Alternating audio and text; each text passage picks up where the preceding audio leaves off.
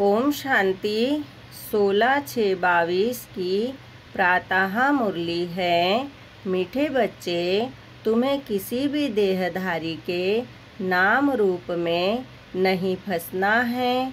तुम अशरीरी बन बाप को याद करो तो आयु बढ़ेगी, निरोगी बनते जाएंगे। प्रश्न है, सेंसिबल बच्चों की मुख्य निशानियाँ क्या होगी? उत्तर में कहा, जो सेंसिबल होंगे वह पहले स्वयं में धारणा कर फिर दूसरों को कराएंगे। बादल भरकर जाएं, वर्षा करें, पढ़ाई के समय उबासी नहीं लेंगे। ब्राह्मणियों पर रिस्पॉन्सिबिलिटी है, यहाँ उन्हें ही लेकर आना है। जो रिप्रेस होकर जाएं फिर वर्षा करें। दूसरा, यहाँ वही आने चाहिए जो योग में अच्छी तरह रहकर वायुमंडल को पावरफुल बनाने में मदद करें, विघ्न न डालें। यहाँ आसपास बड़ी शांति रहनी चाहिए, कोई भी प्रकार का आवाज न हो। गीत चला। ओम नमः शिवाय। ओम शांति। ओम शांति का अर्थ तो समझाया है ना। बाप कहते हैं, आत्मा और परमात्मा शांत स्वरूप है। जैसे बाप वैसे बच्चे। तो बाबा ने कहा, तो बाप बच्चों को समझाते हैं, तुम शांत स्वरूप तो हो ही, बाहर से कोई शांति नहीं मिलती है। यह रावण राज्य है ना। अब इस समय सिर्फ तुम अपने बाप को याद करो, मैं इसमें विराजमान हूँ। तुमको जो मत देता हूँ उस पर चलो। बाबा कोई भी नाम रूप में नहीं फंसाते। यह नाम रूप है बाहर का, इस रूप में तुमको फंसना नहीं है। फिर बाबा कहते हैं, दुनिया सारी नाम रूप में फंसाती है। बाबा कहते हैं, इन सब के नाम रूप है, इनको याद नहीं करो, अपने बाप को याद करो। तुम्हारी आयु भी याद से बढ़ेगी, निरोगी भी बनेंगे। लक्ष्मी नारायण भी तुम्हारे जैसे थे, सिर्फ सजे सजाए हैं, ऐसे नहीं। कोई छत जितने लंबे चौड़े हैं। मनुष्य तो मनुष्य ही है। तो बाप कहते हैं, कोई भी देहधारी को याद नहीं करना है, देह को भूलना है। अपने को आत्मा समझो, यह शरीर तो छोड़ना है। दूसरी बात, गफलत नहीं करो, विकर्मों का बोझा सिर पर बहुत है, बहुत भारी बोझा है। सिवाय एक बाप की याद के कम नहीं हो सकता। बाप ने समझाया है, जो सबसे ऊंच पावन बनते हैं वही फिर सबसे पतित बनते हैं। फिर बाबा ने कहा, इसमें वंडर नहीं खाना है, अपने को देखना है, बाप को बहुत याद करना है। जितना हो सके बाप को याद करो, बहुत सहज है। जो इतना प्यारा बाप है उनको उठते बैठते याद करना है। जिसको पुकारते हैं, पतित पावन आओ, परंतु हड्डी लव नहीं रहता। लव फिर भी अपने पति बच्चों आदि से रहता है। सिर्फ कहते थे, पतित पावन आओ। बाप कहते हैं, बच्चे मैं कल्प कल्प कल्प के संगम पर आता हूँ। गाया भी हुआ है, रुद्र ज्ञान यज्ञ कृष्ण तो है ही सतयुग का प्रिंस। वह फिर उस नाम रूप देश काल के सिवाय आ न सके। नेहरू उस रूप में, उस पोजीशन में फिर कल्प के बाद आएंगे। वैसे ही श्री कृष्ण भी सतयुग में आएंगे। उनके फीचर्स बदल न सके। इस यज्ञ का नाम ही है रुद्र ज्ञान यज्ञ। राजस्व अश्वमेध यज्ञ। राजाई के लिए बलि चढ़ाना अर्थात उनका बनना। फिर बाबा ने कहा, बाप के बने हो तो एक को ही याद करना चाहिए। हद से तोड़ बेहद से जोड़ना है। बहुत बड़ा बाप है। तुम जानते हो बाप क्या आकर देते हैं? बेहद का बाप तुमको बेहद का वर्षा दे रहे हैं, जो कोई दे न सके। मनुष्य तो सब एक दो को मारते काटते रहते हैं। आगे यह थोड़े ही होता था। तुम जानते हो बाबा फिर से आया हुआ है। कहते हैं, कल्प कल्प के संगम युगे जब नई दुनिया की स्थापना करनी है तब मैं आता हूँ। मांगते भी है नई दुनिया, नया राम राज्य। वहाँ सुख संपत्ति सब है। झगड़ा करने वाला कोई होता नहीं। शास्त्रों में तो सतयुग त्रेता को भी नरक बना दिया है। फिर बाबा ने कहा, यह भूल है ना। वह असत्य सुनाते, बाप सत्य सुनाते। बाप कहते हैं, तुम मुझे सत्य, बाबा ने कहा, तुम मुझे सत्य कहते हो ना। मैं आकर सत्य कथा सुनाता हूँ। 5000 वर्ष पहले भारत में किसका राज्य था? बच्चे जानते हैं, बरोबर 5 तो सीधा, बाबा ने कहा। फिर बाबा कहते हैं, बरोबर 5000 वर्ष पहले इन लक्ष्मी नारायण का राज्य था। कहते भी है, क्राइस्ट के 3000 वर्ष पहले भारत पैराडाइज था। हिसाब तो सीधा है।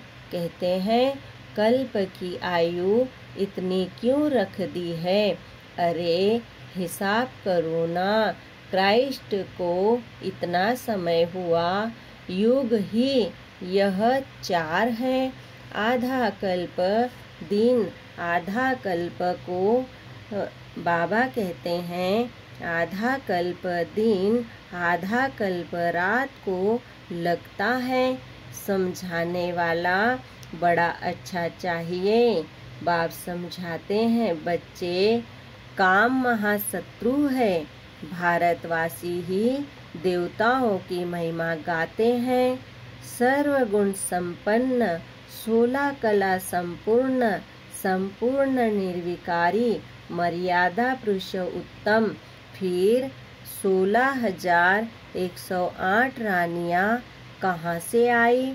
तुम जानते हो, धर्मशास्त्र कोई भी नहीं है। धर्मशास्त्र उनको कहा जाता है जिसे धर्म स्थापक, बाबा ने कहा, धर्म स्थापक ने उच्चारा है। धर्म स्थापक के नाम से शास्त्र बना। अब तुम बच्चे नई दुनिया में जाते हो। यह सब पुराना तमो प्रधान है।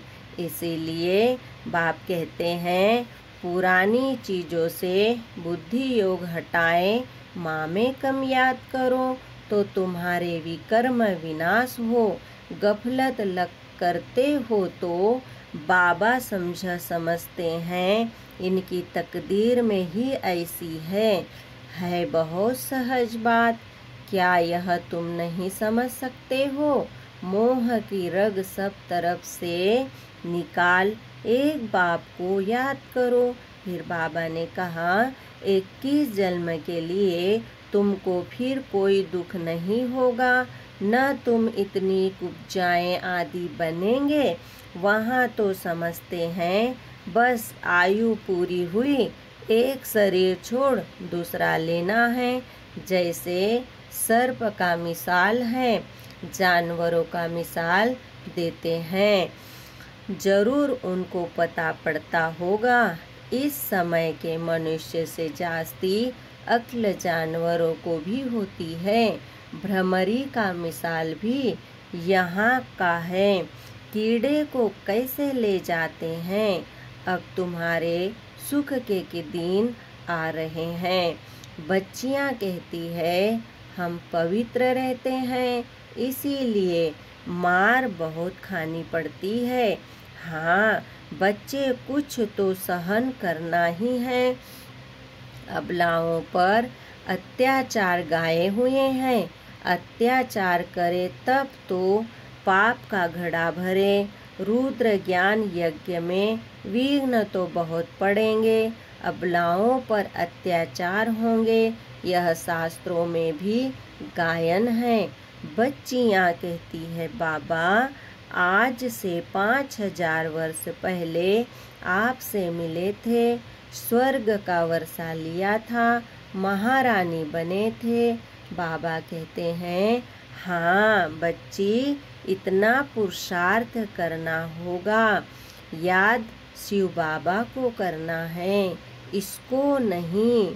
यह गुरु नहीं है, इनके कान भी सुनते हैं। वह तुम्हारा बाप टीचर सद्गुरु है। इन द्वारा सीख कर औरों को सिखलाते हैं। फिर बाबा ने कहा सभी का बाप वह है, हमको भी सिखलाने वाला वह है। इसीलिए बेहद के बाप को याद करना है। विष्णु को व ब्रह्मा को थोड़े ही पतियों का पति कहेंगे, शिव बाबा को ही पतियों का पति कहा जाता है, तो क्यों नहीं उनको पकड़ें। तुम सब पहले मूल वतन अपने पियर घर जाएंगे, फिर ससुर घर में आना है। पहले शिव बाबा के पास तो अलामी भरनी हुई है, फिर आएंगे सतयुग में। कितना सहज पाई पैसे की बात है। बाबा सब तरफ बच्चों को देखते हैं, कहाँ कोई झुटका तो नहीं खाते हैं। झुटका खाया, उबासी दी, बुद्धि योग गया, फिर वह वायुमंडल को खराब कर देते हैं। क्योंकि बुद्धि योग बाहर भटकता है ना। तब बाबा हमेशा कहते हैं बादल ऐसे ले आओ जो रिप्रेस होकर जाएं, वर्षा करें। बाकी क्या आकर करेंगे, ले आने वाले पर भी रिस्पॉन्सिबिलिटी है। कौन सी ब्राह्मणी सेंसिबल है जो भर कर जाएं, वर्षा करें। ऐसे को लाना है, बाकी को लाने से फायदा ही क्या। सुनकर धारणा कर, फिर धारणा करनी है, मेहनत भी करनी है। जिस भंडारी से खाते हैं, काल कंठक दूर हो जाते हैं। फिर बाबा ने कहा तो यहाँ वह आने चाहिए जो योग में भी अच्छी रीति रह सके, नहीं तो वायुमंडल को खराब कर देते हैं। इस समय और ही खबरदार रहना है। फोटो आदि निकालने की भी बात नहीं, जितना हो सके बाप की याद में रह योगदान देना है। आसपास बड़ी शांति रहनी चाहिए। हॉस्पिटल हमेशा बाहर एकांत में रहती है। बाबा ने कहा हॉस्पिटल हमेशा बाहर एकांत में रहती है, जहाँ आवाज़ न हो। पेशेंट को शांति चाहिए। तुमको डायरेक्शन मिलता है तो उस शांति में रहना है। बाप को याद करना, यह है रियल शांति। बाकी है आर्टिफिशियल। वह कहते हैं ना 2 मिनट डेड साइलेंस, परंतु वह 2 मिनट बुद्धि पता नहीं कहाँ कहाँ रहती है। फिर बाबा कहते हैं एक को भी सच्ची शांति नहीं रहती। तुम डिटैच हो जाएंगे। हम आत्मा हैं। यह है अपने सर्वधर्म में रहना, बाकी गुटखा खाकर शांत रहना कोई रियल शांति नहीं। कहते हैं 3 मिनट साइलेंस अशरीरी भव, ऐसे को और कोई की ताकत नहीं जो कह सके। बाप के ही महावाक्य है, लाडले बच्चों मुझे याद करो तो तुम्हारे जन्म जन्मांतर के पाप कट जाएंगे, नहीं तो पद भ्रष्ट भी होंगे और सजाएं भी खानी पड़ेगी। फिर बाबा कहते हैं शिव बाबा के डायरेक्शन में चलने से ही कल्याण है। बाप को सदैव याद करना है, जितना हो सके मोस्ट विट बाप को याद करना है। स्टूडेंट को अपने टीचर की इज्जत रखने के लिए बहुत ख्याल रखना होता है। बहुत स्टूडेंट पास नहीं हो तो टीचर को इजाफा नहीं मिलता है। फिर बाबा ने कहा यहाँ कृपा व आशीर्वाद की बात नहीं रहती है। हर एक को अपने ऊपर कृपा व आशीर्वाद करनी है। स्टूडेंट अपने ऊपर कृपा करते हैं, मेहनत करते हैं, यह भी पढ़ाई है। जितना योग लगाएंगे उतना विक्रमाजित बनेंगे, ऊंच पद पाएंगे, याद से एवर निरोगी बनेंगे। मन मना भव, ऐसे कृष्ण थोड़े ही कह सकेंगे। यह निराकार बाप कहते हैं विदेही बनो। यह है ईश्वरीय बेहद का परिवार। माँ बाप भाई बहन है बस, और कोई संबंध नहीं। और सभी संबंधों में चाचा मामा काका रहते हैं। या है ही भाई बहन का संबंध, ऐसा कभी होता नहीं सिवाय संगम के, जबकि हम माता पिता से वर्षा लेते हैं। फिर बाबा ने कहा सुख घनेरे लेते हैं ना। रावण राज्य में है दुख घनेरे, राम राज्य में है सुख घनेरे। जिसके लिए तुम पुरुषार्थ करते हो, जितना जो पुरुषार्थ करता है वह कल्प कल्प के लिए सिद्ध हो जाता है। प्राप्ति बहुत भारी है।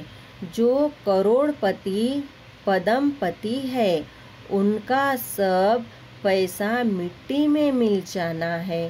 थोड़ी लड़ाई लगने दो तो देखना फिर क्या होता है।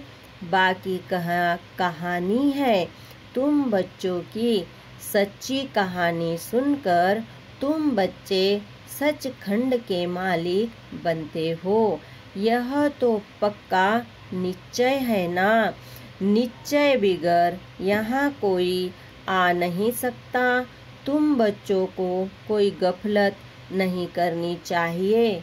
बाप से पूरा वर्षा लेना है, जैसे मम्मा बाबा ले रहे हैं।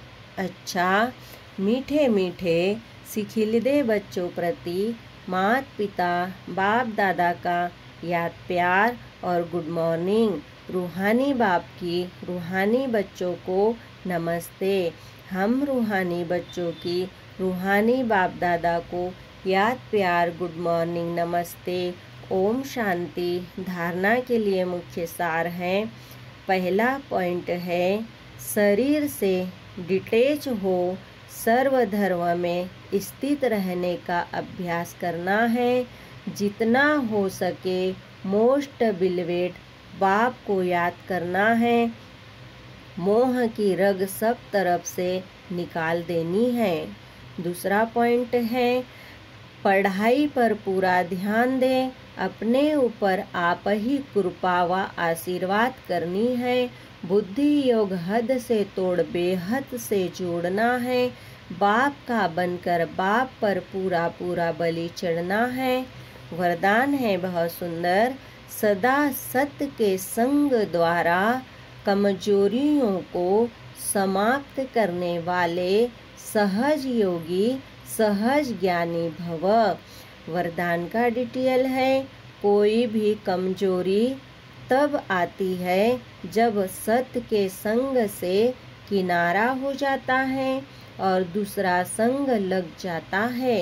इसीलिए भक्ति में कहते हैं सदा सत्संग में रहो। सत्संग अर्थात सदा सत्य बाप के संग में रहना। आप सबके लिए सत्य बाप का संग अति सहज है क्योंकि समीप का संबंध है। तो सदा सत्य का संग में रह कमजोरियों को समाप्त करने वाले सहज योगी सहज ज्ञानी बनो। स्लोगन है सदा प्रसन्न रहना है तो प्रशंसा सुनने की इच्छा का त्याग कर दो। ओम शांति। शुक्रिया बाबा, शुक्रिया। ओम शांति, ओम शांति, ओम शांति।